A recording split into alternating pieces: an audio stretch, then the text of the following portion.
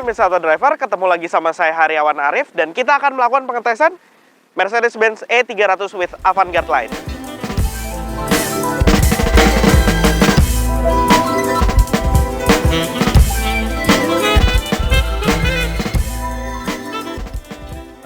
Mercedes-Benz membuat 3 rangkaian sedan mereka, andalan mereka yaitu C-Class, E-Class, dan S-Class memiliki model yang sama.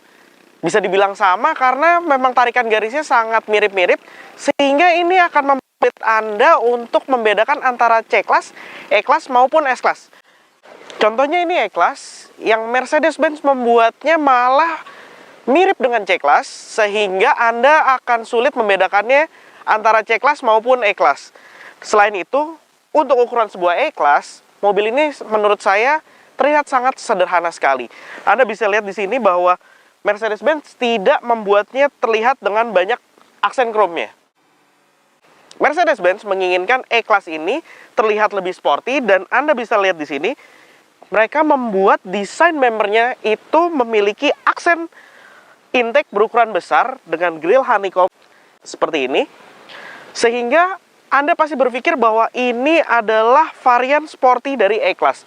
Padahal ini adalah varian Avantgarde dan merupakan varian yang menjadi sebuah line up mewahnya. Ciri khas Mercedes-Benz tetap kental pada varian E-Class ini, dan Anda bisa lihat di sini bahwa grill berukuran besar serta emblem Mercedes-Benz di tengah yang merupakan bahasa desain terbaru dari generasi-generasi Mercedes-Benz. Selain itu, bicara soal desain headlampnya, dia memiliki kemiripan dengan kedua varian yaitu S-Class dan C-Class. Namun varian pada E-Class ini malahan menurut kami memiliki desain yang sangat mirip dengan C-Class, sehingga memungkinkan Anda berpikir bahwa ini adalah C-Class. Padahal ini adalah varian tipe E-Class yang memiliki harga jauh di atasnya C-Class. Mercedes-Benz E-Class hadir dalam beberapa pilihan mesin. Namun untuk pasar Indonesia terdapat pilihan 250, 300, dan AMG E43.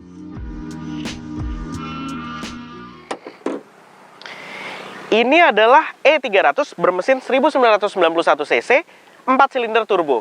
Mesin ini identik dengan E250, namun untuk E300 dia memiliki tenaga yang berbeda, lebih besar, 245 dk dengan torsi 370 Nm. Mesin ini disandingkan dengan transmisi 9G-tronic, transmisi otomatis 9 percepatan.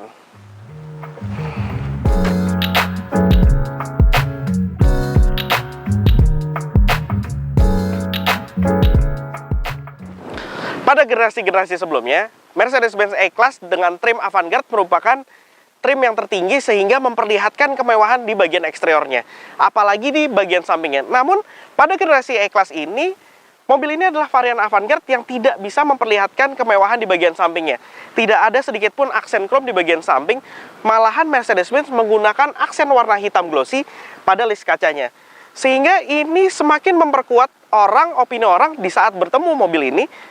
Ini mungkin mobil bukan Mercedes-Benz E-Class, malahan mengiranya ini adalah Mercedes-Benz C-Class. Apalagi desain peleknya. Desain pelek berukuran ring 18 inci ini memiliki aksen warna hitam yang lebih kuat dibandingkan warna polishnya, sehingga kemewahannya pun tidak terlihat secara gamblang pada bagian samping mobil ini. Yang lebih saya bingungkan lagi, Mercedes-Benz bertipe Avantgarde sebagai varian termahal tadi menggunakan batok spion berwarna hitam. Kenapa ya Mercedes-Benz memilih warna ini untuk sebuah varian yang termahalnya? Jika tampilan bagian depan dan sampingnya terlihat sederhana, berbeda dengan bagian belakang. Desain bagian belakang E-Class ini terlihat sangat elegan, ditambah juga dengan desain lampu belakang yang sangat cantik saat menyala di malam hari. Ditambah lagi juga dengan aksen chrome di bagian belakang yang membuatnya terlihat sangat berkelas, serta 2 buah lubang knalpot berukuran besar membuatnya bertambah terlihat berkelas. Sekarang kita lihat bagasinya. Mercedes-Benz Indonesia diminta oleh pemerintah untuk melengkapi mobilnya dengan ban serep.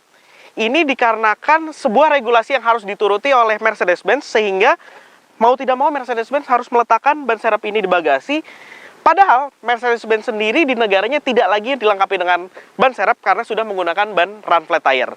Namun untuk pasar Indonesia, Mercedes-Benz melengkapinya dengan ban serep yang sebenarnya adalah bukan berukuran sama dengan aslinya, karena mereka memikirkan untuk tetap memaksimalkan kapasitas bagasinya.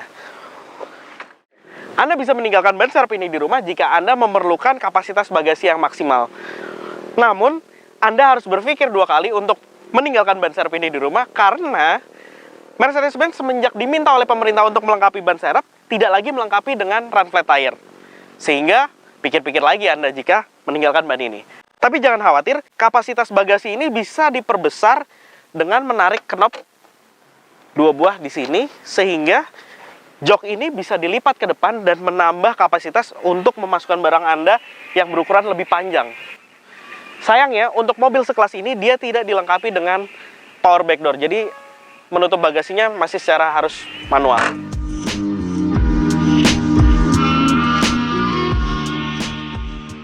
Mercedes-Benz selalu membuat teknologi baru dan pertama kali diterapkan pada tipe termalnya, yaitu S-Class. Namun, teknologi tersebut diterapkan pada model keduanya, yaitu E-Class, dan dikembangkan menjadi lebih baik lagi. Untuk E-Class ini, Anda bisa lihat bahwa mereka melengkapinya dengan 2 buah layar digital berukuran besar, yaitu 8,4 inci sebagai instrumen cluster dan juga 12,3 inci sebagai fitur entertainment-nya. Pada fitur instrumen clusternya ini, Anda bisa mengaturnya dari tombol-tombol yang berada di lingkar kemudi di bagian kanan.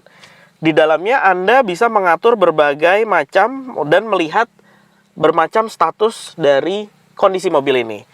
Mulai dari odometer, kemudian juga konsumsi bahan bakar, kemudian juga jarak yang bisa ditempuh dengan sisa bahan bakar yang ada di tangki, kemudian juga ada navigasi, pengaturan radio, audio, kemudian pengaturan tema yang ada 3 tema di sini, yaitu mulai dari sport, klasik, dan juga progresif. Untuk tema progresif ini Anda dapat dilihat bahwa mobil ini tidak lagi memiliki model instrumen cluster yang klasik seperti Mercedes-Benz pada umumnya.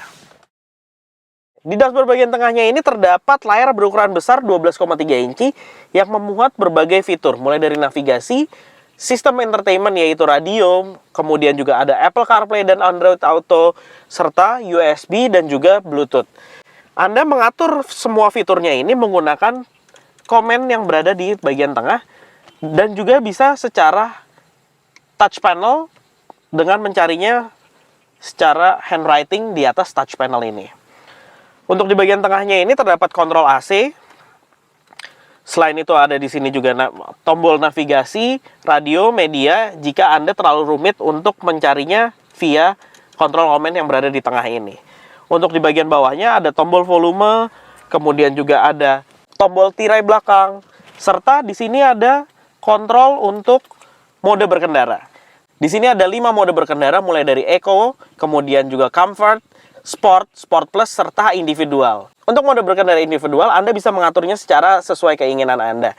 Jika Anda menginginkan mesin dengan karakter yang agresif, namun memiliki karakter handling yang tetap normal, Anda bisa melakukannya secara individual dari layar komen di tengah.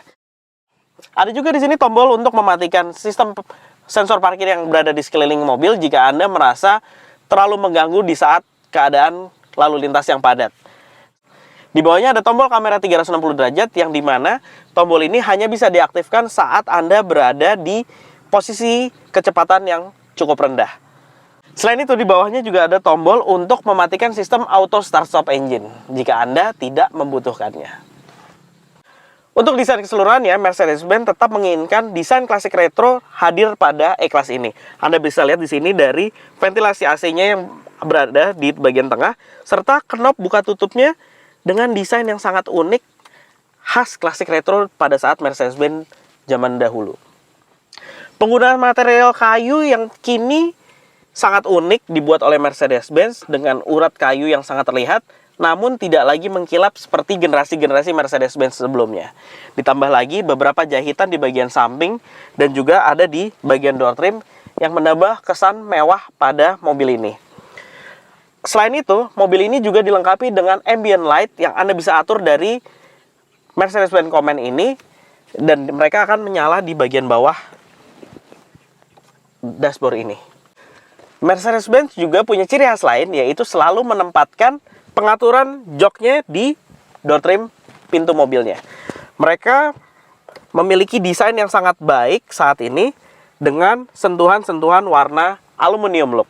Selain itu, desain panel kayu ini juga hadir pada door trim dengan berukuran besar, serta speaker Brandmeister yang juga hadir di bagian door trimnya. Pengaturan kaca, keempat kacanya juga hadir pada door trim di bagian kanan ini. Bagaimana impresi berkendaranya? Mari kita cari tahu. Sekarang saya sudah berada dalam kabin E-Class ini dan saya sedang melakukan perjalanan menggunakan mobil ini. Bagaimana impresinya? Saya merasa bahwa karakter E-Class kembali kuat pada generasi ini. Karena saya merasa sempat kehilangan cita rasa tersebut pada generasi-generasi sebelumnya. Mulai dari kehalusan berkendara, kenyamanan suspensi, kemudian juga kesenyapan kabin, serta kualitas interiornya kembali terasa kuat pada generasi ini. Walaupun dia bermesin 4 silinder, namun dia memiliki performa yang sangat baik. Mengingat mobil ini memiliki bobot yang berat, tapi performa akselerasi 0 sampai 100 km/jam mampu tercatat 7,1 detik. Sedangkan untuk konsumsi bahan bakarnya, dengan mengangkat bodi yang sebesar ini namun kapasitas mesin yang kecil, saya sudah melakukan pengetesannya, hasilnya pemakaian dalam kota mampu mencatatkan 9,3 km per liter. Untuk pemakaian di tol, dia mampu mencatatkan angka 14,9 km per liter.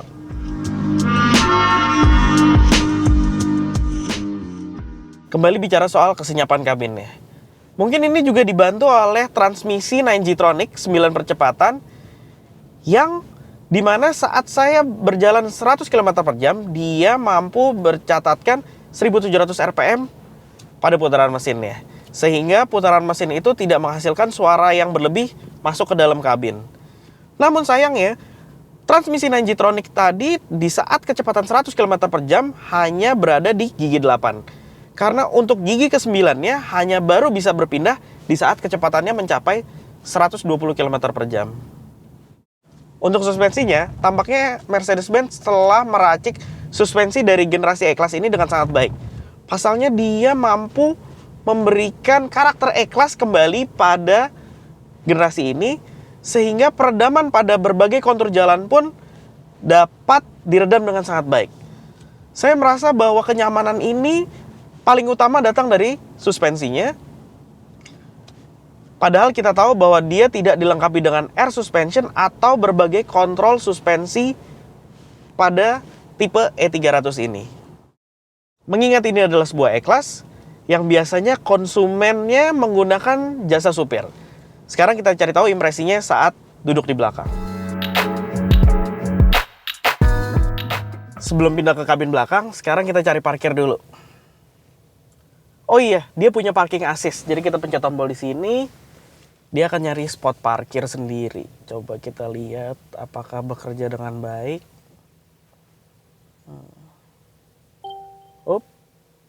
Nah, ternyata dia dapat. Saya hanya perlu memencet tombol di sini dan pindahkan ke R. Kita lihat, saya tidak megang setir, dia jalan sendiri. Aneh. Dia jalan sendiri. Aneh. Saya harus nginjak rem. Saya diingatkan untuk nginjak rem. Oh, ternyata dia juga ngerem sendiri. Dia ngerapihin dan berhenti sendiri. Oke. Udah selesai. Bravo Mercedes.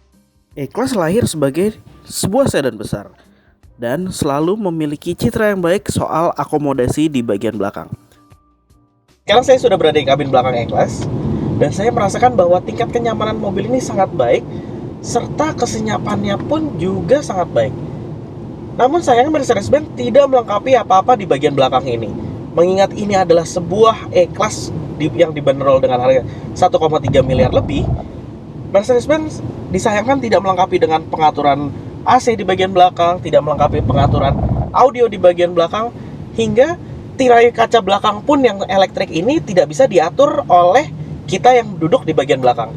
Mungkin Mercedes-Benz menginginkan bahwa sang pemilik yang duduk di bagian belakang minta untuk pada asistennya menaikkan tirai bagian belakang. Tolong naikin.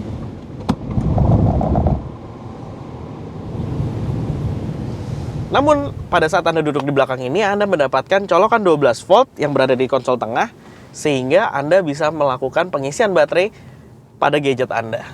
Selain itu, jika Anda membutuhkan privasi yang lebih, Anda bisa menutup kray di bagian samping ini. Posisi duduk di kabin belakang kelas ini sangat baik karena sudut kemiringan sandaran yang cukup rebah, serta headroom yang melimpah dan juga penambahan panoramic roof yang memberikan kesan lega lebih baik lagi. Selain itu, ini adalah posisi mengemudi saya yang saya terapkan pada jok penumpang kiri bagian depan. Anda bisa lihat di sini, jarak legroomnya yang cukup lega, bukan cukup lega, bahkan sangat lega dengan postur badan saya 165 cm. Ditambah lagi, ada armrest serta 2 buah cup holder di dalamnya dan juga tempat laci penyimpanan tertutup.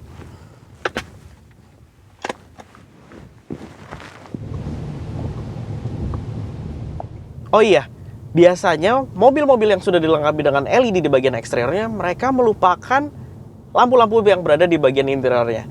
Tapi beda dengan Mercedes-Benz karena mereka melengkapinya sudah dengan lampu baca yang LED. Jadi, semua lampu yang berada di dalam kabin E-Class ini sudah dilengkapi dengan lampu LED. Itu pun juga dilengkapi pada ambient light di bagian belakang pada door trim yang Anda bisa atur dari Mercedes-Benz Command di kabin depan. Ada juga speaker Burmeister di bagian belakang dan kualitas audionya juga sangat baik untuk penumpang bagian belakang.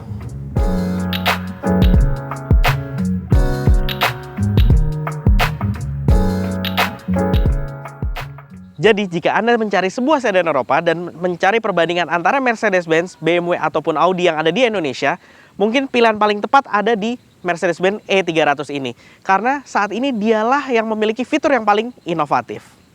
Namun Mercedes-Benz E300 Avantgarde lain yang kami review ini adalah versi CBU dengan harga 1.379.000.000 off the road. Mercedes-Benz Indonesia sendiri akan menghadirkan versi CKD-nya pada bulan April ini, namun mereka belum mengeluarkan harga pastinya. Tapi dipastikan Mercedes-Benz E300 versi CKD bakal hadir dengan bumper AMG serta pelek dari AMG juga. Oke, sekian review kami tentang Mercedes-Benz E300 Avantgarde lain ini. Jangan lupa like video ini jika Anda menyukainya. Jangan lupa juga komen di bawah jika Anda memiliki masukan untuk kami. Jangan lupa juga subscribe channel Autodriver jika Anda belum mensubscribe-nya. Main juga ke website kami di www.autodriver.com. Sekian review kami, terima kasih, mohon maaf apabila ada kesalahan. Lampu belakang LED yang sangat cantik. Mungkin Anda bisa bilang bahwa dari samping ini Anda bisa meyakini bahwa ini merupakan BMW Mercedes-Benz C-Class. Kenapa sih BMW?